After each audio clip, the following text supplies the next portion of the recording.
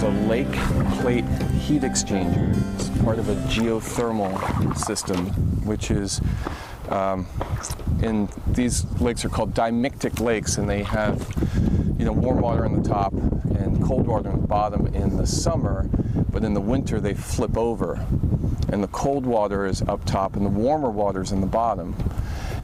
So I'm here today taking temperature measurements of the lake from the surface to the bottom to help determine what's known as the thermocline. What we're trying to do with the geothermal, we have to determine where that profile is in the lake and how it changes over 12 months. So we're doing 12 months of readings of a vertical profile of temperature, and right now it's warm at the top and cold at the bottom, and it's changing a little bit from last month to this month, and then sometime in the fall it'll flip. Right now we've modeled having both the spa and the hotel heated and cooled with this geothermal heat exchanger.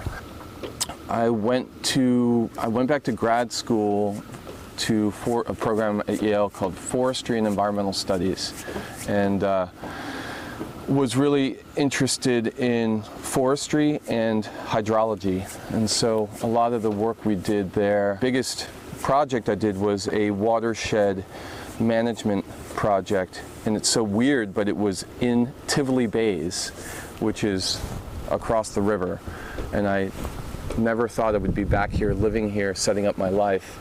But we did a big land use management project and tried to understand why those two bays have silted up at different rates. So that was one project we did.